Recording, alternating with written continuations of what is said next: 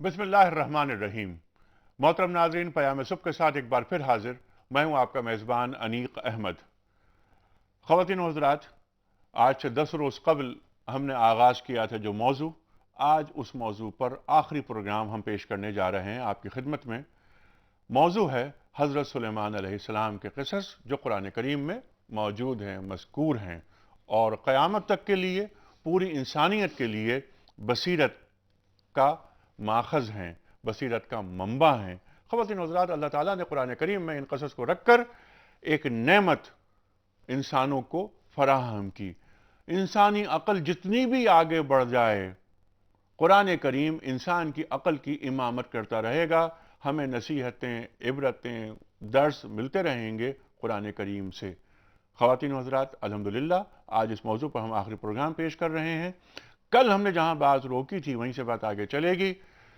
ख़वातीन व हज़रात, कल हम बात कर रहे थे कि मलकाए सबा दीन कबूल कर लेती हैं और कालत इन्नी ज़लम तो नफ्सी, यहाँ पर बात रुकी थी कि जब वो महल में दाखिल होती हैं, यानी शीश महल में, वहाँ आप पाँचे ऊपर करती हैं और पाँचे ऊपर करने के बाद उन्हें मालूम होता है कि नहीं, ये आपके कपड़े नहीं भीगेंगे, ये पानी नहीं है यहाँ पर, ये सन्नाई का ये शाहकार है। हज़रत सुलेमान अलैहिस्सलाम के दुनियावी हवालों से ज़िंदगी को और दीन को यकजा करने के हवाले से रूहानियत और मादियत दोनों पर गलबा और दोनों का हुसूल, ये सुलेमान अलैहिस्सलाम की तालीमात से हमें यह बात भी हासिल होती है।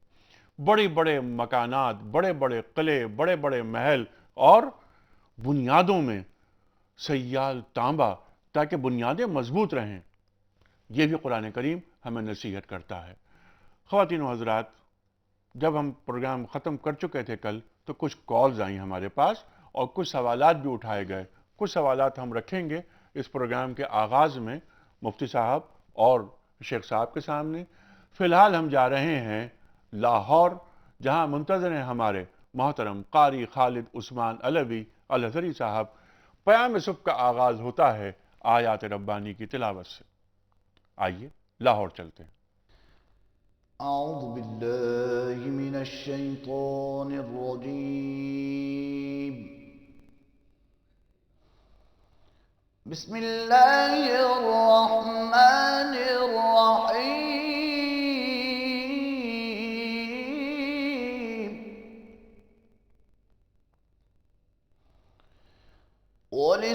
ولسليمان الريح غدوها شهر ورواحها شهر وأسلنا له عين القطر ومن الجن من يعمل بين يديه بإذن ربه ومن الجن من يعمل بين يديه بإذن ربه ومن يزغ منهم عن أمرنا نذقه من عذاب السعير.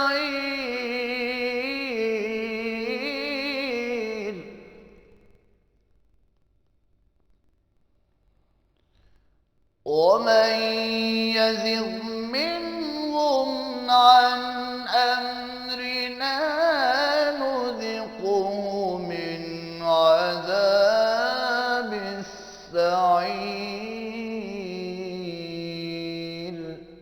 صدق الله العظيم. جزاک اللہ قاری صاحب، سبحان اللہ۔ خواتین و حضرات، ان آیات کا ترجمہ اور حدیث رسول مقبول صلی اللہ علیہ وآلہ وسلم کے لیے ایک بار پھر لاہور، جہاں ہمارے منتظر محترم محمد اسلم راؤ صاحب، آئیے ایک بار پھر لاہور چلتے ہیں۔ بہت شکریہ انیق صاحب، جزاک اللہ۔ اور ہوا کو ہم نے سلیمان کا تابع کر دیا تھا۔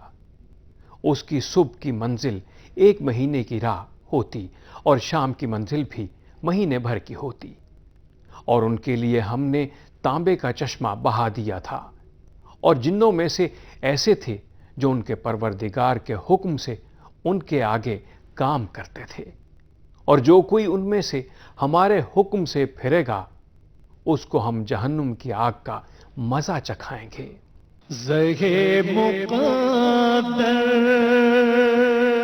نبی کریم صلی اللہ علیہ وآلہ وسلم نے فرمایا، 2 باتیں دوزخ اور جنت کو واجب کرتی ہیں۔ جو شخص شرک کی حالت میں مرے دوزخ میں داخل ہوگا، اور جو شخص اس حال میں مرے کہ اللہ کے ساتھ کسی کو شریک نہ سمجھتا ہو جنت میں داخل ہوگا۔ جزاک اللہ اسلم راؤ صاحب، جزاک اللہ، سبحان اللہ۔ خواتین و حضرات، تشریف فرما ہے محترم مفتی نذیر احمد خان صاحب، ممتاز عالم دین، سب آپ سے واقف ہیں، دارالعلوم کورنگی سے فارغ التحصیل، جامعہ بن نوریہ کے ڈائریکٹر ریسرچ آپ کے ساتھ تشریف رکھتے ہیں محترم مولانا شجاع الدین شیخ صاحب۔ خواتین و حضرات، آپ کے بارے میں کیا عرض کروں؟ میں اکثر ایک بات یہ عرض کرتا ہوں کہ شیخ صاحب جب آپ بولتے ہیں تو ایک دنیا آپ کو سنتی ہے۔ خواتین و حضرات، پروفیشنلی آپ چارٹرڈ اکاؤنٹنٹ، لیکن زندگی کو دین کی خدمت کے لیے وقف کر دیا۔ اللہ تعالیٰ شیخ صاحب کو تا دیر سلامت رکھے، طویل عمر دے، اور اسی طرح وہ دین کی خدمت کرتے رہیں۔ خواتین و حضرات، اس سے پہلے کہ ہم پروگرام کا آغاز کریں، پہلا سوال رکھیں مفتی صاحب کے سامنے، کل کے سوال کا درست جواب اور آج کا سوال۔ لیکن کل ہم پروگرام ختم کر رہے تھے حضرت سلیمان علیہ السلام کے موضوع پر 9، تو عجلت میں ہم نے قرآن اندازی نہیں کی، تو ایک قرآن اندازی ہوگی پروگرام کے آغاز میں اور دوسری ہوگی پروگرام کے اختتام میں۔ اس سے پہلے کہ قرآن اندازی ہو، آج کا سوال میں رکھتا ہوں آپ کے سامنے اور کل کے سوال کا درست جواب۔ ہم نے سوال یہ رکھا تھا کہ قرآن کریم میں نماز کے حوالے سے بیان ہوا ہے کہ نماز 3 آپشنز، بے حیائی سے روکتی ہے، بدعت سے روکتی ہے، تکبر سے روکتی ہے۔ صحیح جواب ہے بے حیائی سے روکتی ہے۔ آج کا سوال نوٹ فرما لیجئے، کن 2 پیغمبروں کی بیویوں نے اپنے شوہروں کے ساتھ بے وفائی کی؟ 3 آپشنز، حضرت نوح اور حضرت لوط علیہ السلام، دوسرا آپشن حضرت ابراہیم اور حضرت موسیٰ علیہ السلام، تیسرا آپشن حضرت ایوب اور حضرت ہارون علیہ السلام۔ خواتین و حضرات، جو ٹیلی فون نمبرز ہیں ہمارے جن پر آپ درست آپشن روانہ کرتے ہیں وہ ہیں 0213452709، 021345286061، ہمارا ای میل ایڈریس ہے ps@duniatv.tv اور ہمارا SMS کا نمبر ہے 3031۔ مفتی صاحب، اس سے پہلے کہ سوال رکھوں، پہلا میں آپ کی خدمت میں ایک پرچی نکال کر آپ شیخ صاحب کو دے دیجئے۔ یہ کل قرآن اندازی کیونکہ نہیں ہو سکی تھی، اس کی وجہ سے یہ قرآن اندازی آج ہو رہی ہے، اور کل کے پروگرام کی قرآن اندازی حسب روایت پروگرام کے اختتام پر ہوگی۔ جی شیخ صاحب۔ جی، نثار احمد بھٹی صاحب ہیں نواب شاہ سے۔ نثار احمد بھٹی صاحب نواب شاہ سے، آپ کو بہت مبارک ہو۔ مفتی صاحب، ہم نے کل پروگرام حضرت سلیمان علیہ السلام کی وفات تک مکمل کر لیا تھا۔ بہت سی کالز آئی ہمارے پاس، کچھ سوالات ان کے ذہنوں میں ہیں ہمارے ناظرین کی۔ ایک سوال جو بہت آیا، کئی بار کئی لوگوں نے کیا، وہ یہ کہ کیا ملکہ سبا اور حضرت سلیمان علیہ السلام کا نکاح ہوا تھا؟ بسم اللہ الرحمن الرحیم۔ کل ہی پروگرام کے اختتام پہ آپ نے سوال کیا تھا کہ حضرت سلیمان علیہ السلام کی وفات، حضرت سلیمان علیہ السلام کی وفات کا ذکر قرآن کریم میں ہے۔ قرآن کریم میں ذکر اس لیے کہ اس وفات کے ذکر سے ایک مقصد متعلق تھا، اس لیے قرآن کریم نے وفات کا ذکر کیا، لیکن نکاح سے کوئی مقصد متعلق نہیں تھا، اس لیے قرآن کریم بے مقصد معلومات کو ٹچ نہیں کرتا۔ ٹھیک ہے، شادی ہوئی تھی کہ نہیں، پھر اگلا ایک سوال ہوگا جی بچے ہوئے تھے کہ نہیں ہوئے تھے، ٹھیک ہے، پھر وہ جی حضرت سلیمان علیہ السلام جو جب وفات ہوئی تو اس کے بعد جو ہے وہ آپ کا جانشین کون بنے. تو اس طرح کی چیزیں اگر اٹھائی جائیں تو بہت سی. لیکن مجھے ایک بات بتائیں کہ ان چیزوں کا فائدہ کیا ہے. لیکن اس کے باوجود علماء کرام نے اس پہ بحث کی ہے. معرف القرآن میں بھی ہے. حضرت اکرمہ جو تابعی ہیں ان سے وہ روایت ہے کہ شادی ہوئی تھی اور حضرت سلیمان علیہ السلام نے ان کو سبا کی جو حکومت تھی اس پہ آپ نے ان کو برقرار رکھا تھا اور مہینے میں 3 دن حضرت سلیمان علیہ السلام وہاں جاتے تھے اور باقاعدہ ان کے لیے وہاں پہ محل بھی بنایا تھا. لیکن یہ روایات اسرائیلی ہیں, انہیں مستند روایت قرار نہیں دیا جا سکتا. صرف چونکہ ایک ذکر اسرائیلی روایات کے حوالے سے جو حضرت اکرمہ جو تابعی ہیں وہ نقل کرتے ہیں. لیکن ظاہر میں ایک دفعہ دوبارہ عرض کروں, ہمیں اس طرح کی چیزوں میں نہیں جانا چاہیے. ہمیں علم برائے علم حاصل نہیں کرنا چاہیے بلکہ علم برائے عمل. نکاح سے چونکہ ہمارا عمل متعلق نہیں ہے اس لیے ہمیں ان چیزوں میں نہیں جانا چاہیے. لیکن وفات سے ہمارا عمل متعلق ہے اور وہ عمل کیا ہے کہ جنات عالم الغیب نہیں ہوتے. اس لیے قرآن کریم نے وفات کا ذکر. ٹھیک ہے, کیونکہ قرآن کریم میں فرما رہا ہے کہ جنات یہ کہہ رہے تھے کہ اگر ہمیں معلوم ہوتا کہ حضرت صلی اللہ علیہ وسلم وفات پا چکے ہیں تو ہم یہ مشقت نہیں کرتے, وہ محل کی تعمیر نہیں کرتے. اچھا, ایک ضمنی سی بات صرف یہ جی ہے شیخ صاحب, وفات کے ہی تناظر میں کہ کتنی عظیم بادشاہت عطا فرمائی, لیکن اس سب کے باوجود یہی رہ جائے گا. پیغمبر بھی دنیا سے چلے گئے, اولیاء اللہ بھی دنیا سے چلے گئے, ہم سب کو بھی جانا ہے. اور جب 2 فٹ نیچے قبر کے گڑھے میں جائیں گے تو نہ اتنی بڑی بادشاہت ہوگی نہ کوئی چھوٹا سا مال و اسباب ہوگا. جانے والی شے وہ فقط ہمارے اعمال ہیں اور ان کے لیے انبیاء کی تعلیمات قیامت تک ہمارے پاس موجود رہیں گی انشاءاللہ. یہ ہے حاصل. ٹھیک. اچھا, حضرت سلیمان علیہ السلام کی پوری تعلیمات, پورے واقعات جو قرآن کریم میں مذکور ہیں اور پھر مفسرین نے بیان کیے تفصیل کے ساتھ, شیخ صاحب ان کا اگر خلاصہ بیان کیا جائے تو وہ کیا ہوگا؟ پہلی بات تو یہ ہے کہ اس قدر عظیم واقعات کا خلاصہ تو ممکن ہی نہیں ہے.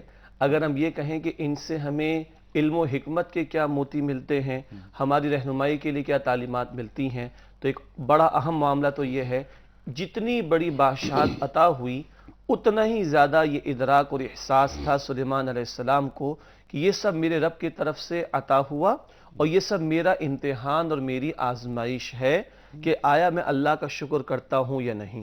تو اللہ نے ہمیں بھی بہت کچھ عطا کیا. یقین وہ بادشاہت تو وہ ایسی کہ خود دعا میں شامل ہے کہ اللہ میرے بعد کسی کو عطا نہ ہو, لیکن آج جو کچھ ہمارے پاس بھی ہے وہ ہماری امتحان کے لیے ہے, ہماری آزمائش کے لیے ہے اور اس میں ہمارا شکر کا امتحان اللہ کو مطلوب ہے. دوسری بات ہے کہ اتنا کچھ عطا ہوا تب بھی عاجزی ہے, انکساری ہے, رجوع اللہ ہے, توجہ اللہ ہے. آج اللہ نے جو کچھ ہمیں عطا فرمایا اس کا ایک مقصد جو امتحان ہے اس میں ایک امتحان یہ بھی ہے کہ آیا ہم عاجزی اور انکساری اختیار کرتے ہیں یا معاذ اللہ کچھ پیسے جیب میں آ جائیں تو تکبر میں مبتلا ہو جاتے ہیں. اسی طریقے پر سلیمان علیہ السلام اللہ سے دعا کر رہے ہیں, ربی اوزعنی ان اشکر نعمتک التی علی وانعمت علی وعلی والدی, اے میرے رب تو مجھے توفیق عطا فرما کہ جو تو نے نعمت مجھے اور میرے والدین کو عطا فرمائی اس پر میں تیرا شکر کروں. یہ شکر بھی ہم اپنے بلبوتے پر نہیں کر سکتے جب تک کہ اللہ کی توفیق شامل حال نہ ہو. تو اس شکر گزاری کے لیے بھی توفیق اللہ سے مانگنی چاہیے. جیسے ہر فرض نماز کے بعد نبی صلی اللہ علیہ وسلم دعا فرماتے تھے, اللہم اعنی علی ذکرک و شکرک و حسن عبادتک, اللہ میری مدد فرما اپنے ذکر کے لیے اور اپنے شکر کے لیے اور اپنی عمدہ عبادت کے لیے. ایک اور پہلو یہ ہے کہ انبیاء کو بھی اگر اللہ نے اختیار اور اقتدار عطا کیا, جیسے کہ انتہائی مثال سلیمان علیہ السلام کی ہے, تو پیغمبروں نے اپنے کردار سے دلوں کو فتح کیا ہے اور پیغمبروں نے عطا کردہ اس اختیار اور بادشاہت کو اللہ کے دین کی ترویج کے لیے, اللہ کے دین کی دعوت کے لیے, اللہ کے عطا کردہ احکامات کے نفاذ کے لیے اختیار فرمایا. وہ آج اگر ہمارے حکمران ہوں یا صاحب اختیار لوگ, ان کے پاس یہ اختیار امانت ہے اللہ کی اور حکم یہ ہے کہ اس کو اختیار کیا جائے, استعمال کیا جائے اللہ کے کلمے کی سربلندی کے لیے, اللہ کی حاکمیت کے نفاذ کے لیے اور اللہ کے دین کی تعلیمات پر عمل کرنے اور کرانے کے لیے. سبحان اللہ. غرور سے, تکبر سے بالکل دور دور تک کوئی واسطہ نہیں, کوئی شائبہ تک نہیں, جو بات آپ نے فرمائی. اگلی بات, اور سلطنت سلطنت بھی وہ حاصل ہوئی کہ جو قیامت تک ایسی سلطنت کسی کو حاصل نہیں ہو سکتی. آپ کی دعا اور قبول ہوئی یہ دعا. تیسری چیز اس میں یہ میں تھوڑی ایک سی نقطہ یہ مفتی صاحب اس پر روشنی آپ ڈالیے، میں چاہتا ہوں کہ آپ اس پر ارشاد فرمائیے کہ پوری زندگی اللہ کی طرف رجوع کرنا، شکر ادا کرنا اور اپنی پوری عبادات کو خالص بنا کے اللہ کے حضور پیش کر دینا. جب ایسا عمل کرتا ہے انسان تو پوری کائنات اس کی تابع ہو جاتی ہے. ارشاد. انسان کی زندگی صبر اور شکر کا مجموعہ ہے. حضرت سلیمان علیہ الصلوۃ والسلام کے پورے واقعہ میں ہمیں سب سے زیادہ ذکر شکر کا ملتا ہے. کہیں الحمدللہ الذی فضلنا، حمد و ثنا. کہیں ان ھذا لہو الفضل، تو فضل کا ذکر ہے. ھذا من فضل ربی کا ذکر ہے. رب اوزعنی ان اشکر نعمتک التی انعمت علیہ. کہیں ہے ومن شکر فانما یشکر لنفسہ ومن کفر فان ربی غنی کریم. شکر شکر شکر کے الفاظ ہمیں ملتے ہیں. جس کو مسلمان کیا، جو ان کے ہاتھ پہ مسلمان ہوئی، وہ بھی رب انی ظلمت نفسی، وہاں بھی اس سے بھی رب کا ادا کروا دیا شکر. اور شکر صرف یہ نہیں ہے کہ شکریہ، جی تھینک یو، بلکہ شکر کا مطلب ہے کہ جو کچھ آپ کے پاس ہے اسے اللہ تعالیٰ کا فضل سمجھنا اور اللہ کی مرضی کے مطابق اس کو استعمال کرنا. سبحان اللہ. دین کی سربلندی کے لیے، دین کی خدمت کے لیے استعمال کرنا، ذاتی منافع کے لیے استعمال نہیں کرنا. دین کی حضرت سلیمان علیہ الصلوۃ والسلام کی اتنی بڑی سلطنت ہے، لیکن اس سلطنت کا استعمال دین کے لیے ہو رہا، دین کی سربلندی کے لیے ہو رہا، ذاتی مفادات کے لیے نہیں ہو رہا. حضرت سلیمان علیہ الصلوۃ والسلام کی خود اپنی جو زندگی ہے وہ انتہائی کفایت شعاری کی ہے. خود اپنی جو زندگی ہے حضرت سلیمان علیہ الصلوۃ والسلام کی، وہ اپنی محنت کی کمائی سے حضرت سلیمان علیہ الصلوۃ والسلام اپنا گزر بسر کر رہے ہیں. اور اس موقع پہ ایک روایت میرے ذہن میں آئی. دیکھیں حضرت سلیمان علیہ الصلوۃ والسلام کی جو زندگی یا اس میں جو ایک زیور ہمیں ملتا ہے وہ شکر کا، صبر کا ذکر بھی قرآن میں آتا ہے. وَلَقَدْ فَتَنَّا سُلَيْمَانَ وَأَلْقَيْنَا، جا بجا آزمائشیں بھی آئیں اور آپ نے بھرپور صبر بھی فرمایا. لیکن جناب رسول کریم صلی اللہ علیہ وسلم کی سیرت طیبہ صبر اور شکر کو جامع ہے، دونوں کی جامعیت موجود ہے. اور حضرت عائشہ صدیقہ رضی اللہ تعالی عنہ سے روایت ہے، پیغمبر پاک صلی اللہ علیہ وسلم نے ایک دفعہ ان سے فرمایا، عائشہ اگر میں چاہتا تو یہ زمین کے اندر کے خزانے پہاڑوں کی طرح میرے ساتھ چل رہے ہوتے. میری خدمت میں ایک فرشتہ آیا اور حضرت جبریل امین علیہ الصلوۃ والسلام بھی ساتھ تھے. میرے سامنے اختیار رکھا کہ اگر آپ چاہیں تو ہم آپ کو نبی ملک بنا دیں، بادشاہ پیغمبر بنا دیں، اور اگر آپ چاہیں تو ہم آپ کو نبی عبد بنا دیں. تو میں نے مشورتاً حضرت جبریل امین علیہ الصلوۃ والسلام کو دیکھا کہ میں کون سی چیز اختیار کروں، نبی عبد بنوں یا نبی ملک بنوں. تو حضرت جبریل امین علیہ الصلوۃ والسلام نے مشورہ دیا کہ آپ نبی عبد کو اختیار فرمائیں. تو فرمایا کہ اسی لیے میرے نام سے پہلے عبد کا لفظ آتا ہے، عبدہ و رسولہ. اور اس پر میرا عمل اے عائشہ یہ ہے کہ میں رہتا ہوں ایک غلام کی طرح، کھاتا ہوں جیسے غلام کھاتا ہے، بیٹھتا ہوں جیسے غلام بیٹھتا ہے.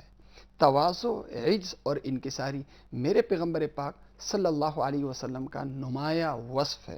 آپ صلی اللہ علیہ وسلم کی زندگی میں ہمیں صبر، شکر فرمایا. پیغمبر پاک صلی اللہ علیہ وسلم نے، اے اللہ مجھے ایک وقت میں ملے، کھانا ملے تو میں شکر ادا کروں، دوسرے وقت میں نہ ملے تو میں صبر اختیار کروں. اور جناب رسول کریم صلی اللہ علیہ وسلم کا یہ وصف آپ کے صحابہ میں بھی، سب سے مالدار ترین صحابی کون تھے؟ حضرت عثمان بن عفان رضی اللہ عنہ.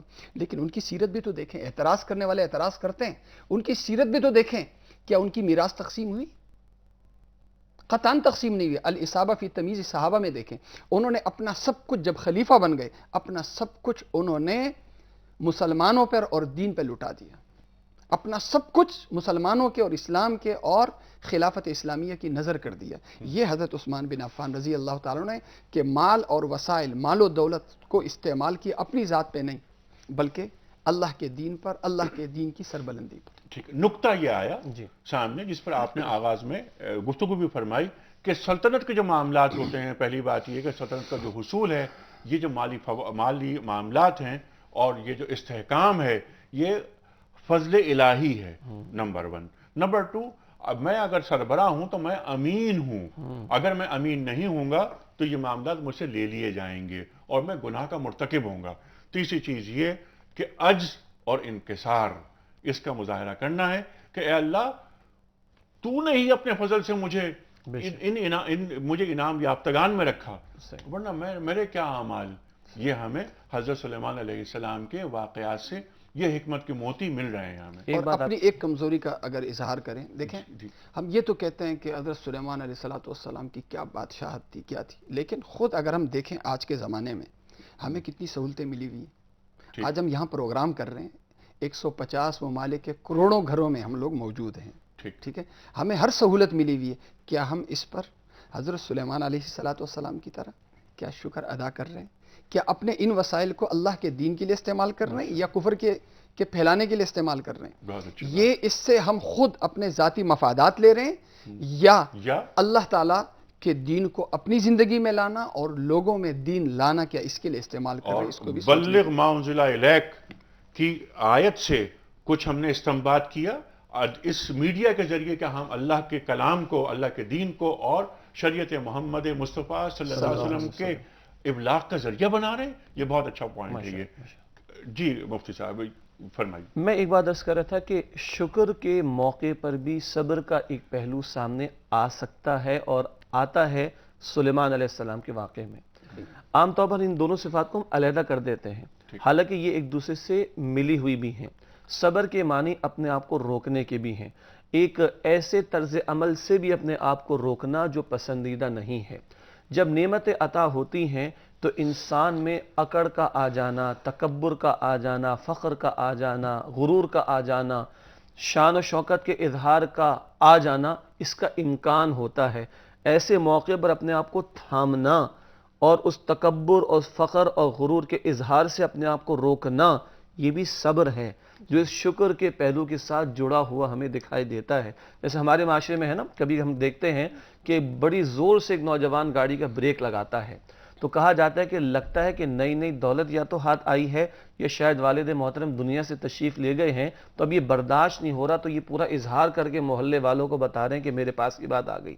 بعض اوقات کرسی کا نشہ ایسا چڑھتا ہے کہ اس کے اظہار میں انسان ساری حدود جو وہ پھلانگ جاتا ہے. تو اس شکر والے موقع پر بھی ایک صبر مطلوب اور درکار ہے، یہ اپنے آپ کو روکنا اور ناپسندیدہ طرز عمل سے بچانا. یہ بھی سلیمان علیہ السلام کے واقعے میں ہمیں دکھائی دیتا ہے. اب میرا سوال میرا آپ کی خدمت میں یہ ہے کہ یہ تمام جو چیزیں جو آپ دونوں حضرات نے فرمائی نا، کہ یہ انکسار اور یہ عجز، یہ غرور، اس سے دور، یہ تو ایک حاصل ہونے والی چیز ہے. وہ کون سی چیزیں ہیں جو ان چیزوں کو حاصل کرنے سے ہمیں دور رکھتی ہیں اور رکاوٹ بنتی ہیں؟ اس پر آپ بات فرمائیں. کیا مطلب رکاوٹ؟ ہم غرور سے دور رہنا چاہتے ہیں لیکن دور نہیں رہ پاتے. ہم کبر سے دور رہنا چاہتے ہیں لیکن ہمارا مزاج متکبرانہ ہو جاتا ہے. آپ نے ایک بہت عمدہ نقطہ پر ارشاد فرمایا ابھی شجاع صاحب نے کہ جب شکر کی منزل میں آدمی آتا ہے ملنے کے بعد تو غرور سے دور رہنے کے لیے، تکبر سے دور رہنے کے لیے ایک صبر کرنا پڑتا ہے. تو شکر ہی میں ایک صبر کا ایلیمنٹ بھی شامل ہے. یہ بہت اچھا نقطہ اٹھایا آپ نے. میرا اسی بات کو میں آگے بڑھا رہا ہوں. رکاوٹ کیا، کون سی چیزیں ایسی ہیں کہ جو ہمیں عجز اختیار کرنے نہیں دیتی؟ وہ کون سی چیزیں ہیں جو ہمیں منکسر المزاج نہیں بننے دیتی؟ ہمارا سر کیوں نہیں جھکتا؟ ہم ڈاؤن ٹو ارتھ کیوں نہیں ہو جاتے؟ معمولی چیزیں، یہ وزارت عظمیٰ، یہ صدر، یہ گورنر، وزیر اعلیٰ، یہ بننا کوئی بہت بڑی بات ہے، ایم پی اے بننا. لیکن جب ایک آدمی کے پاس یہ منصب آ جاتا ہے تو وہ اپنی اوقات بھول جاتا ہے. اسی کا قرآن کریم میں ذکر ہے، وَإِذَا مَسَّ الْإِنسَانَ ضُرٌّ دَعَانَا حَتَّى إِذَا خَوَّلْنَاهُ نِعْمَةً مِنَّا قَالَ إِنَّمَا أُوتِيتُ عَلَىٰ عِلْمٍ. ایک انسان پہ تکلیف آتی ہے، ہم اپنی نعمت اسے دے دیتے ہیں تو وہ بجائے اسے ہمارا فضل سمجھنے کے وہ اسے اپنی قابلیت کا نتیجہ سمجھنے لگتا ہے. قارون نے بھی یہی کیا، قارون کے واقعے میں بھی یہی ہے. ہماری سب سے بڑی گمراہی یہ ہے کہ ہم اپنی ترقی کو، اپنی کامیابی کو اپنا کمال سمجھتے ہیں. قدرت کا فضل، قدرت کا کمال ہم نہیں سمجھتے. پہلا کام ہر چیز کی نسبت ہم اپنی قابلیت، اپنی عقل کی طرف کرتے ہیں، اللہ تعالیٰ کی طرف نہیں کرتے. بلکہ اللہ تعالیٰ کو بھی اپنی عقل اور دین کو اپنی خواہشات کے تابع کرنے لگتے. ٹھیک ہے، یہ بات تو اپنے ہر کام کو، بلکہ ہر کامیابی کو اللہ سے منسوب کر دینا، یہ نقطہ. اس کے علاوہ میرا سوال یہ ہے کہ جو ہماری آپ اصلاح فرمائیں اور ناظرین کی، کہ جسے کہتے اس کو ہم بلکہ میں اس کو کہوں گا تزکیہ نفس، جی پیوریفیکیشن آف سول، جی کہ اندر سے آدمی کو متکبرانہ مزاج سے دور رکھنے کے لیے، ڈاؤن ٹو ارتھ ہونے کے لیے کچھ چیزیں اختیار کرنی چاہیے. وہ چیزیں کیا ہیں؟ دیکھیے بخاری مسلم کی روایت میں صبر شکر کے دونوں پہلو ایمان کے ساتھ جوڑ کر بیان کیے رسول اللہ صلی اللہ علیہ وسلم نے. آپ نے فرمایا مومن کا معاملہ بڑا عجیب، عجیب عربی میں خوبصورت کو، عمدہ کو، ریمارکیبل کو کہتے ہیں. فرمایا مومن کا معاملہ بڑا عجیب ہے، جب اسے کوئی نعمت ملتی ہے تو یہ اسے اللہ کا انعام سمجھتا ہے، فضل سمجھتا ہے. اس کی نگاہ اپنے علم پر نہیں، اپنی قوت بازو پر نہیں، اپنی عقل پر نہیں، رب کی عطا پر ہوتی ہے. اس پہ شکر کرتا ہے، خیر ہی خیر ہے. اور جب کوئی مصیبت آتی ہے، مشکل آتی ہے تو اسباب پر چیختا چلاتا نہیں ہے، اس کی نگاہ اللہ کے حکم کی طرف ہوتی ہے اور وہ اللہ کا حکم سمجھ کر اس پر اللہ کی رضا کے لیے صبر کرتا ہے. اس میں بھی خیر ہی خیر ہے. اور بھی فرمایا کہ یہ کیفیت مومن کے سوا کسی کو حاصل نہیں ہو سکتی. تو اصل الاصول ہے ایمان کا معاملہ، ادھر اللہ کی ذات پر توکل، اللہ کی ذات سے سب کچھ ہونے کا یقین، کل خیر کا اللہ کی طرف منسوب کرنا، امید اللہ کی ذات سے ہونا، خوف اللہ کی ذات کا ہونا. جتنا یہ ایمان پختہ ہوگا یہ مطلوبہ رویے جو مطلوب ہیں وہ ہمارے اندر پیدا ہوتے چلے جائیں گے. سبحان اللہ، سبحان اللہ. ہمارا کچھ نہیں ہے، بلکہ ایک بڑی اہم بات مجھے اس وقت یاد آئی کہ مرزا غالب جب مکتوب لکھتے تھے تو آخر میں لکھتے تھے کہ اللہ بس باقی ابس. یہ خطوط غالب میں موجود ہے. یہ خواتین حضرات یہاں پر بریک لے رہے ہیں، واپس آئیں گے. حضرت سلیمان علیہ السلام کو کچھ خصوصیات، کچھ امتیازی خصوصیات اللہ تعالیٰ نے عطا فرمائی تھیں. مثلا جس سے ہم نے عرض کیا تھا کہ جنوں پر، انسانوں پر، پرندوں پر اور ہواؤں پر آپ کی حکومت مسخر کر دیا گیا ان تمام چیزوں کو آپ کے لیے. پھر تانبے کو سیال بنایا گیا آپ کے لیے. پھر ایک ذکر قرآن کریم میں ہے وادی نملہ کا، چیونٹیوں کا وفد جا رہا ہے. حضرت سلیمان علیہ السلام کی افواج جا رہی ہیں. چیونٹیوں کے سردار یہ کہتے ہیں کہ بلوں میں چلے جاؤ، ایسا نہ ہو کہ تم سلیمان علیہ السلام کے لشکر کے قدموں تلے رون دی جاؤ. حضرت سلیمان علیہ السلام مسکراتے ہیں یہ بات سن کر. اس پر تفصیل سے بات کریں گے. اس وقت ہم جا رہے ہیں بریک کی جانب، چھوٹا سا بریک.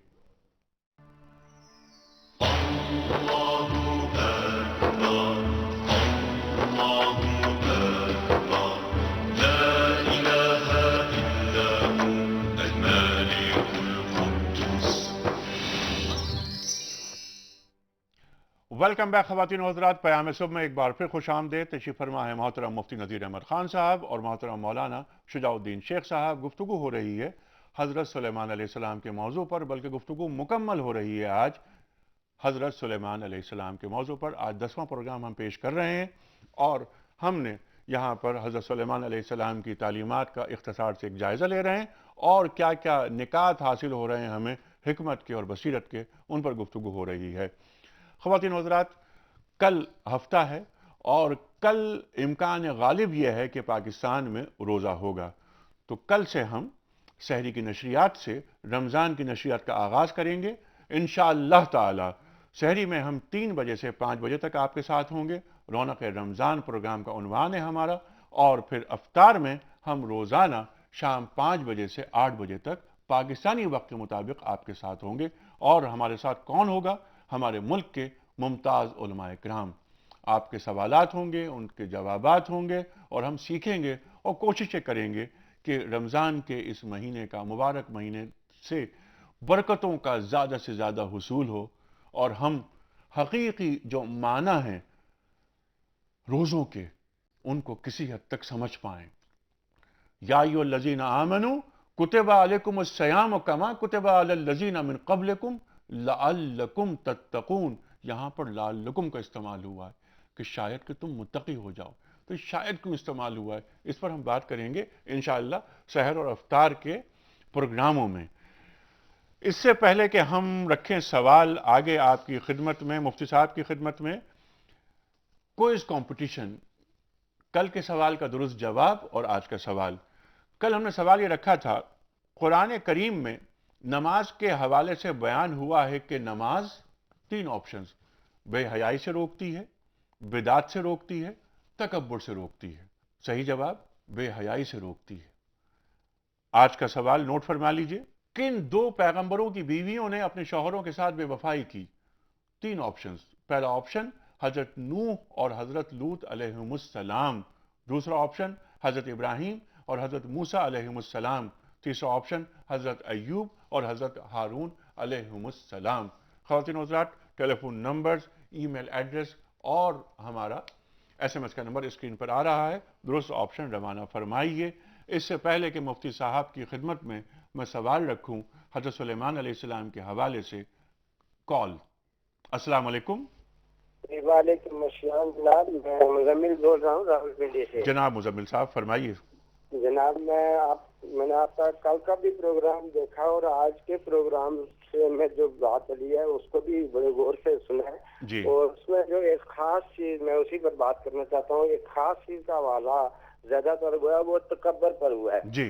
तो इसके बारे में मैं अर्ज करना चाहता हूँ। मौलाना साहब ने भी हवाला दिया था कल के प्रोग्राम में कि जब अबू जेल के सामने वो हक पेश किया गया तो उसने इनकार नहीं किया कि ये हक नहीं है, ये सच नहीं है, जी हाँ। लेकिन वो कहता मैं इसलिए इसको कबूल नहीं करता कि मैं छोटा पड़ जाऊंगा अगर मैंने कबूल किया। ठीक ठीक। तो ये इसके हवाले से एक आयत है, मैं उसका हवाला देना चाहता हूँ। अल्लाह ताला फरमाते हैं कि जिन्होंने हमारी निशानियों को जुटलाया हाँ। और उनके मुकाबले में तकब्बर किया, हाँ। न खोले जाएंगे उनके लिए आसमान के दरवाजे और न दाखिल किया जाएगा उनको जन्नत में जब तक के सुई के नाके ऊंट ना गुजरे।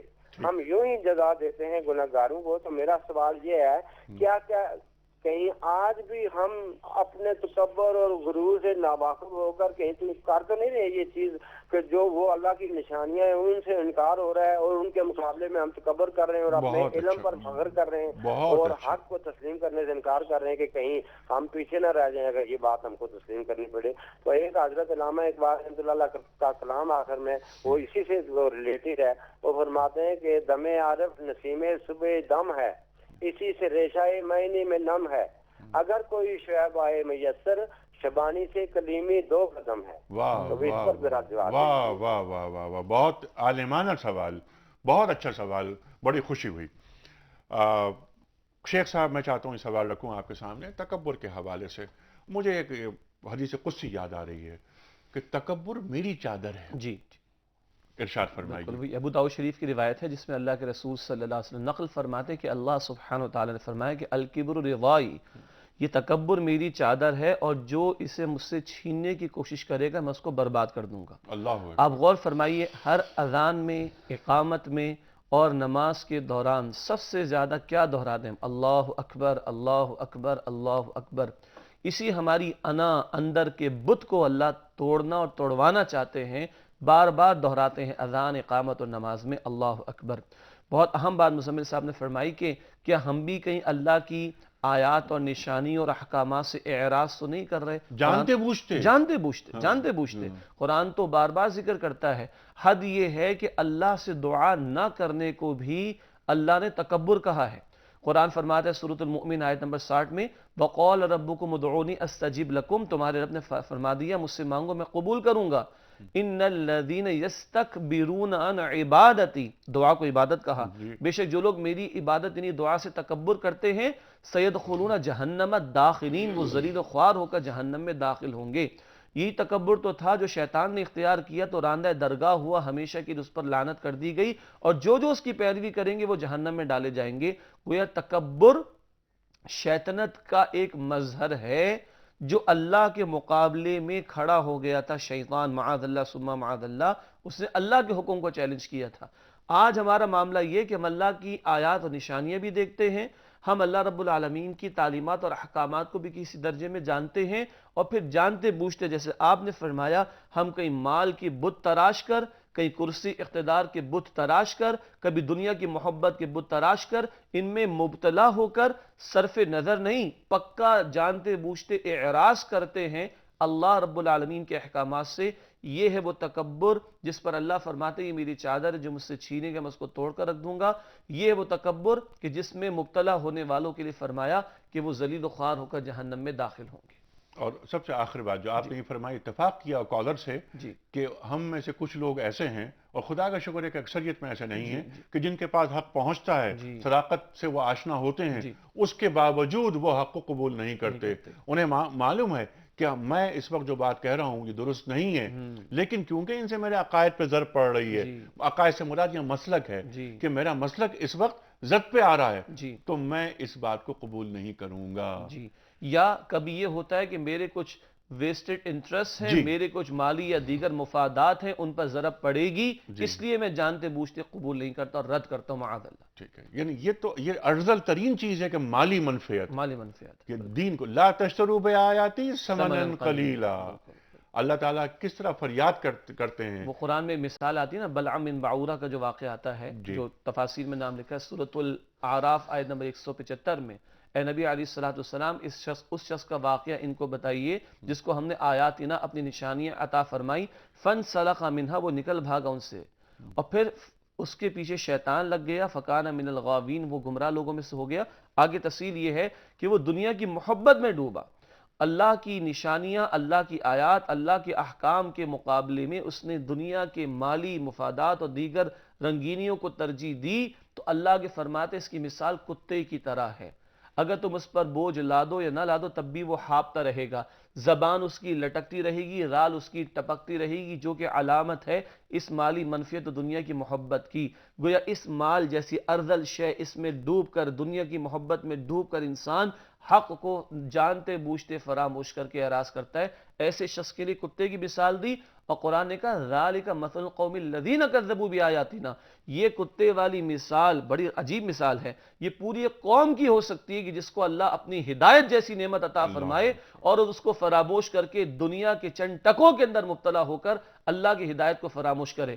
یہ ملک اللہ نے 64 برس پہلے ہمیں کلمے کی بنیاد پر عطا کیا تھا، چھپڑ پھاڑ کر عطا کیا تھا. ہم نے ساری دنیا سے ٹکراؤ لیا، بغاوت مول لی. جب دنیا سیکولرزم کے نعرے لگاتی تھی، ہم نے کہا اللہ تیرے دین کی خاطر خطہ عطا فرما. ساری انگریز اور ہندو کی مخالفت کے باوجود یہ خطہ اللہ نے ہمیں دیا. اس کے بعد ہم دنیا کی محبت میں ڈوبے تو آج ذلت اور رسوائی کا ہم دنیا میں شکار ہیں. اللہ اکبر، اللہ اکبر. اور اسی سے آگے کچھ ایک کالرز کو لے لیتے ہیں، اس کے بعد ہم فخلف من بعدهم خلف ورثوا الكتاب ياخذون عرض هذا الادنى ويقولون سيغفر لنا. ٹھیک جی، السلام علیکم. وعلیکم السلام. انیق صاحب، طاہر عرض کر رہا ہوں کراچی سے. جی طاہر صاحب، آپ کا پروگرام ماشاءاللہ بہت دینی معلومات کے حساب سے بہت بہترین اور عمدہ ہے. دعا اور فرمائیے. اکثریت میں دیکھتا ہوں. اللہ تعالیٰ آپ کو جزائے خیر عطا فرمائے. آمین آمین. انیق صاحب، ایک سوال میرے ذہن میں گردش کر رہا ہے کہ حضرت سلمان علیہ السلام کے واقعے سے جو قرآن پاک میں ہمیں نصیحت ایک یہ نہیں ملتی کہ کسی بھی اسلامی ریاست کو روحانی طاقت کے ساتھ ساتھ اقتصادی اور فوجی عسکری طاقت اور تعلیمی طاقت کی بھرپور قسم کی ہونا چاہیے. یہ بھی ایک لازمی جزو ہے مکمل اسلامی ریاست کے لیے. جی بالکل بالکل. اور یہ طاقت کا جو مادی طاقت ہے اس کا بھی حصول، اور جس طرح آپ نے فرمایا، بہت اچھا سوال یہ کیا آپ نے کیا. سوال یہ رکھتے ہیں مفتی صاحب آپ کے سامنے، یہ اصول اور یہ بھی تو نصیحت مل رہی ہے ہمیں، یہ نکتہ بھی مل رہا ہے ہمیں کہ بڑی بڑی سلطنتیں، یہ مکانات، یہ قلعے، بنیادوں کی مضبوطی، یہ بھی ضروری ہے. جو ملکہ سبا اس سے بھی بے پناہ متاثر ہوئی. اتنی بڑی سلطنت حاصل کرنے کے بعد غرور کا نام نہیں ہے اس شخص میں. جی سر. قرآن کریم ہماری تربیت کیا کرتا ہے؟ ایک مسلمان میں اور ایک غیر مسلم میں کیا فرق ہے؟ ایک غیر مسلم سب کچھ اسباب کو سمجھتا ہے، اور ایک مسلمان جب کوئی مسئلہ حل کرتا ہے تو وہ اسباب بھی اختیار کرتا ہے، اعمال بھی اختیار کرتا ہے، جسمانی ضرورتوں کو بھی دیکھتا ہے، روحانیت کو بھی دیکھتا ہے. اسباب کو اختیار کرتے ہیں، اسباب پہ یقین نہیں کرتے. اسباب یہ مادی وسائل ہیں، اسباب اختیار کرتے ہیں، ملک و دولت لیتے ہیں، سب کچھ لیتے ہیں، لیکن ان پہ نہیں، یقین اس ذات پہ کرتے ہیں. اعمال کو اختیار کرتے ہیں، اعمال کو چھوڑتے نہیں کہ اسباب ملے تو اعمال سائیڈ لائن کر دیے. اعمال اختیار کرتے ہیں، اعمال پہ یقین کرتے ہیں. آج ہمارے پاس وسائل ہیں، سب کچھ ہیں الحمدللہ، لیکن کیا ان وسائل کا استعمال، کیا قرآن کریم کی اس آیت کے ہم مصداق نہیں ہو رہے ہیں؟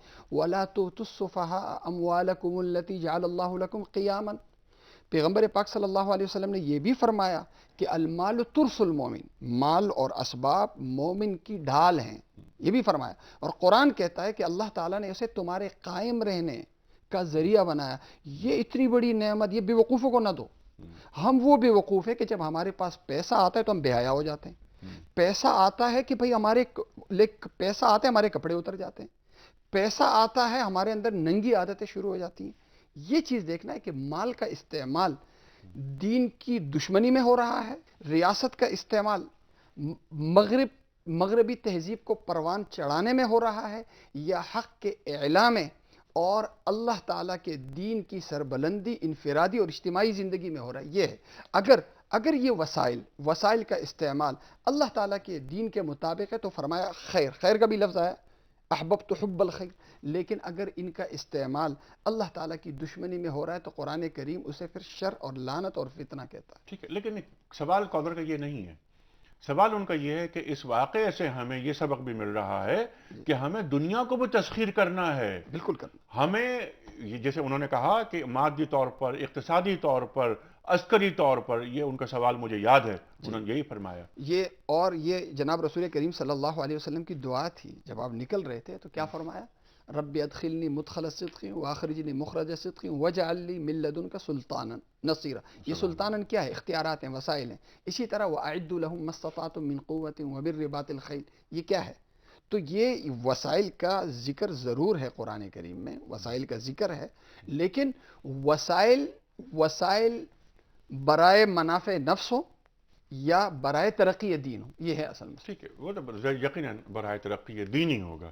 لیکن کچھ شیخ صاحب، کچھ لوگوں کا یہ ایک رویہ، یہ ایک انداز نظر ہمیں یہ آتا ہے کہ وہ ایک کونے میں بیٹھ کر صرف فقیری اختیار کر رکھی ہے، یا اللہ کا ورد چل رہا ہے. یہ دنیا باہر آنا ہے، اللہ کے دین کو پہنچانا ہے. پہلے اللہ کے دین کو پہچاننا ہے، اس کے بعد پہنچانا بھی ہے. جسے میں نے ابھی عرض کیا تھا کچھ دیر پہلے کہ بلغ ما انزل الیک، اس کی عملی تفسیر بن جانا ہے کہ دین کا پیغام. اس میں بڑے مسائل آتے ہیں، بڑی پریشانیاں، بڑی صعوبتیں، لیکن یہ اللہ تعالیٰ کا یہ کام انسان کو پھر لازم ہے کہ وہ یہ کام کرے. اصل میں ایک توازن کی ضرورت ہے. یہ گفتگو جو ہم اس وقت کر رہے ہیں، بسا اوقات کبھی ایک طرف جھکاؤ ہو جاتا ہے اور ایک طرف بندہ مادہ پرستی کی طرف نکل جاتا ہے اور صرف اسباب پر ہی فوکس ہو جاتا ہے. یہ رویہ بھی درست نہیں ہے. اور دوسری ایک انتہا ہوتی ہے کہ ذکر الہی اور فقط تسبیح تک معاملہ محدود رہ جاتا ہے، لیکن یہ کہ خلافت ارضی کے لیے زمین کے وسائل کا استعمال بھی تو کرنا ہے، اس پر نگاہ نہیں رہتی. توازن کیا ہے کہ اللہ کے رسول صلی اللہ علیہ وسلم نے فرمایا کہ اونٹ باندھو اور پھر اللہ رب العالمین پر توکل کرو. یعنی یہ واقعہ بہت واضح ہے اس توازن کے اعتبار سے. رہی عسکری قوت کی بات تو قرآن کہتا ہے وَأَعِدُّ لَهُم مَّا اسْتَطَعْتُم مِّن قُوَّةٍ وَبِالرِّبَاطِ الْخَيْلِ تُرْهِبُونَ بِهِ عَدُوَّ اللَّهِ وَعَدُوَّكُمْ. جو تمہارے اندر استطاعت ہے اس کے مطابق تم تیاری کرو. اور قوتن پھینکنے کے معنی میں، اور حدیث شریف میں آتا ہے کہ قوت جو ہے وہ پھینکنے کے اندر ہے، چاہے وہ مثل ٹیکنالوجی ہو، چاہے وہ آج کے بامز ہوں، ڈیٹرنٹس کے طور پر بھی. ترہبون بہ عدو اللہ وعدوکم، تاکہ تم اللہ کی اور اپنے دشمنوں کو مرعوب کرو. 14 مئی 1998 آپ کو یاد ہوگا، بھارت نے ایٹمی دھماکے کیے تھے، تو وزیر اعظم واجپئی کا بیان آیا کہ ہم پاکستان کی سینٹ بجا دیں گے. 28 مئی کو اللہ نے سلطنت کو توفیق عطا فرمائی اور ہم نے اعلان کر دیا، تو 29 مئی کو واجپئی کا بیان آیا تھا now we are ready for table talks. This shows something. تو اللہ کہتے ہیں اپنے اور اللہ کے دشمن کو مرعوب رکھنے کے لیے یہ کرو. رسول اللہ دنیا سے تشریف لے گئے، بمشکل چند دانے ہیں گندم کے گھر میں، اور 9 تلواریں رسول اللہ کے حجرے میں لٹکی ہوئی ہیں صلی اللہ علیہ وسلم. یہ پیغام دے کے جا رہے ہیں کہ زمین پر اللہ کی سربلندی کے لیے طاقت کا حصول اور طاقت کا استعمال بھی مطلوب ہے، مگر وہ کشور کشائی کے لیے نہیں، مال غنیمت کے لیے نہیں، عدل کے نفاذ کے لیے اور ظلم کے خاتمے کے لیے. یہ توازن لے کے چلیں گے تو پھر دنیا بھی حسنہ ہوگی اور وفی الآخرہ بھی حسنہ ہوگی انشاءاللہ. ٹھیک. اور یہ جو بات آپ نے فرمائی شیخ صاحب کہ گھر میں کھانے کے لیے اشیاء نہیں ہیں، لیکن سرکار دو عالم صلی اللہ علیہ وآلہ وسلم کے گھر میں 9 تلواریں موجود ہیں، جس پہ کل بھی ہم نے بات کی تھی. آپ کا ایک قول مجھے یاد آ رہا ہے، رزقی تحتا رمحی. میرا رزق میرے نیزے کی انی کے نیچے ہے. بالکل بالکل. کیا مطلب ہوا اس کا؟ اللہ کے رسول صلی اللہ علیہ وسلم نے یہ بھی فرمایا کہ جب تم جہاد فی سبیل اللہ کو ترک کر دو گے اور بیلوں کی دم پکڑ کر بیٹھ جاؤ گے تو اللہ تم پر ذلت مسلط کر دے گا تا آ کے تم اپنے دین کی طرف واپس نہ آ جاؤ. رزق کی ذمہ داری اللہ نے لی ہے، ہمیں اس کی ٹینشن نہیں لینی چاہیے. اسباب ضرور استعمال کریں، رزق کی ذمہ داری اللہ نے لی ہے، ہمیں اس کی فکر نہیں کرنی چاہیے. مغفرت کی ذمہ داری ہر ایک کے لیے اللہ نے نہیں لی ہے، ہمیں اس کی فکر کرنی چاہیے اور اس مغفرت کا مستحق بننے کے لیے اللہ کے دین پر عمل، اللہ کے دین کی دعوت کی جد و جہد، بلغ ما انزل الیک، اور اللہ کے دین کے نفاذ کی جد و جہد کرنا شرط لازم ہے. اس کو قرآن دین کی نصرت کہتا ہے اور اس پر اللہ کا وعدہ ہے سورہ محمد صلی اللہ علیہ وسلم آیت نمبر 7 میں، ان تنصر اللہ ینصرکم، اگر تم اللہ کی مدد کرو گے، اس کے دین کی مدد کرو گے تو اللہ تمہاری مدد فرمائے گا. وَيُثَبِّتْ أَقْدَامَكُمْ، تمہارے قدموں کو اللہ مضبوطی مضبوط دے بنا گا. دے گا. یہ فیصلہ کن شے ہے مومن کے لیے.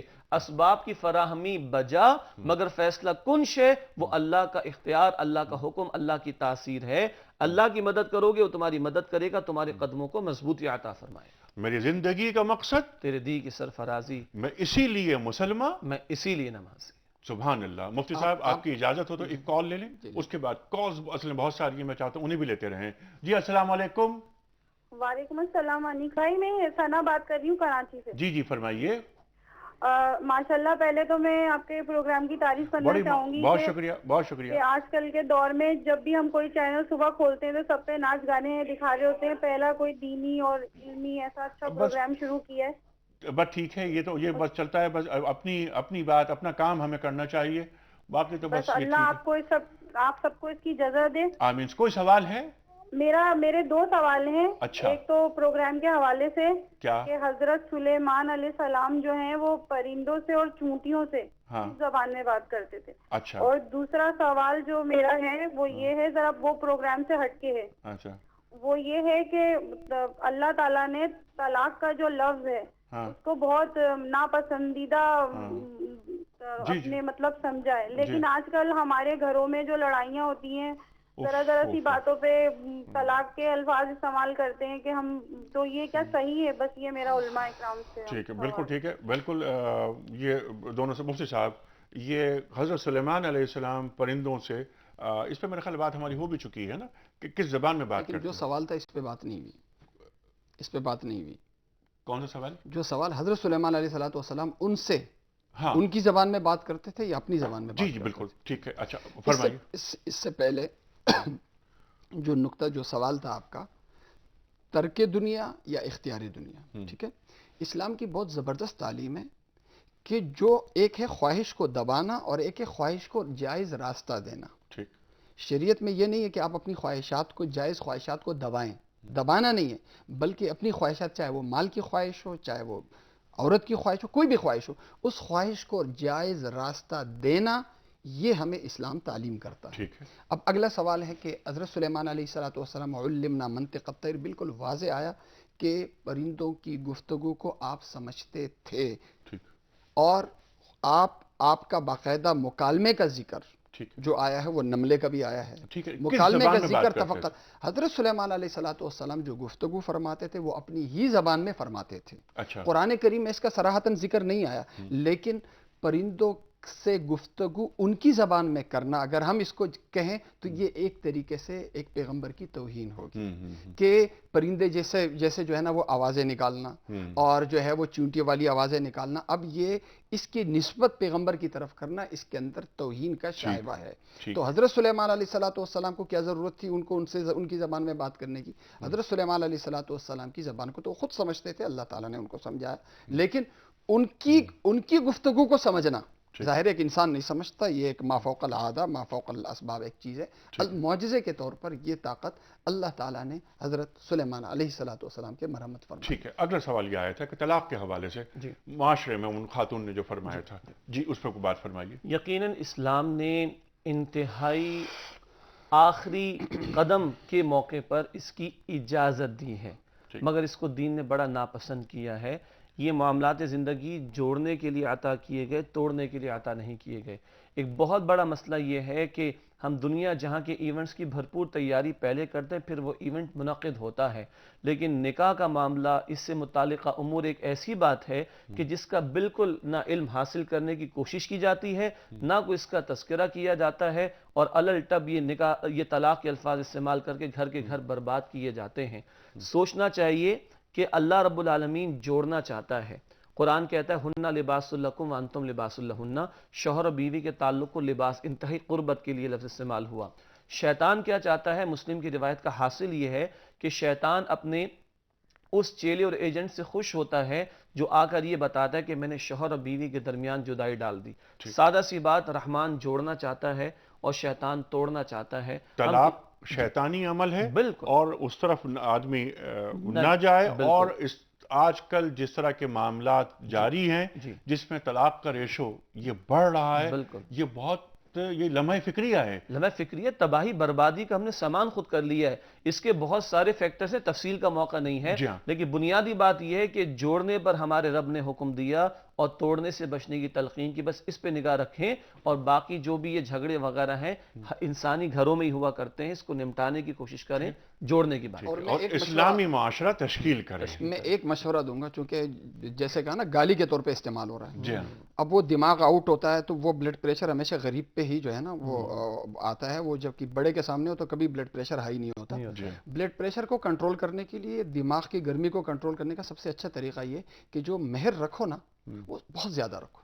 میں نے تو آج کل یہ سلسلہ شروع کیا ہوا ہے، 10 لاکھ سے اوپر ہی رکھتا ہوں، اور لڑکے سے کہتا ہوں بھائی دینا کہاں ہے تو نے، تو ویسی لڑکی کی عزت کے لیے جب وہ طلاق دے رہا ہوتا ہے نا تو 10 لاکھ روپے سامنے ہوتے ہیں۔ اب وہ طلاق ہم لوگ کرتے ہیں 32 روپے، 5000، 10,000، اب وہ کیا چیز ہے؟ تو مہر اتنا رکھو کہ جب وہ جب جیسے ایک ملازم کو نکالنے سے پہلے سوچا جاتا ہے جی دینا کیا ہے، کچھ نہیں دینا تو چلو نکال دو یار، بہت کچھ دینا ہے تو بار بار سوچا جاتا ہے۔ لیکن مفتی صاحب جیسا کہ آپ نے فرمایا نا، شیخ صاحب نے، دین کے تقاضے کیا ہیں؟ جیسے کہ آپ نے فرمایا کہ ہن لباس لکم وانتم لباس لہن، بالکل وہ اپنی جگہ، اس میں 10 لاکھ کا مہر ہو یا 10 کروڑ کا مہر ہو، میں ایک مسلمان ہوں، میں شریعت محمدیہ صلی اللہ علیہ وسلم کا پابند ہوں، تو میرے لیے مہر اہم نہیں ہے، میرے لیے اللہ تعالیٰ اور اللہ کے رسول یہاں تو کی خوشنودی اہم ہے۔ المیہ یہ کہ پہلے طلاق دیتے ہیں، اس کے بعد آتے ہیں پوچھتے ہیں کہ ہوئی کہ نہیں ہوئی، کیا مذاق میں طلاق ہوتی ہے، کیا ہنسی مذاق میں طلاق ہوتی ہے، کیا اس طرح کے حالات میں طلاق، یہ پھر اس کے بعد دین کو اپنے تابع کرنے کی کوشش کرتے ہیں۔ افسوسناک بات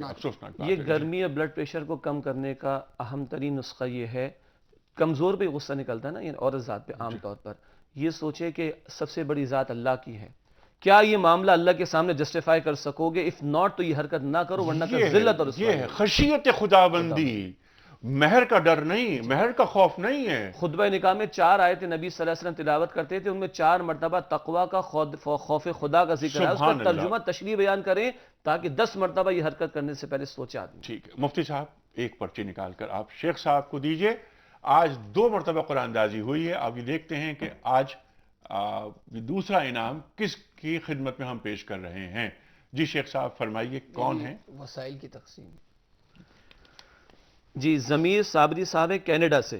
ضمیر صابری صاحب کینیڈا سے، آپ کو مبارک ہو تحفہ جو مشتمل ہے کتابوں پر۔ خواتین و حضرات، حضرت سلیمان علیہ السلام کا موضوع، یہ 10واں پروگرام ختم ہو رہا ہے اور یہ موضوع ہم یہاں مکمل کر رہے ہیں۔ خواتین و حضرات، کوشش ہماری یہ تھی کہ حضرت سلیمان علیہ السلام کے ان قصص، ان واقعات کا کسی حد تک احاطہ کر پائیں۔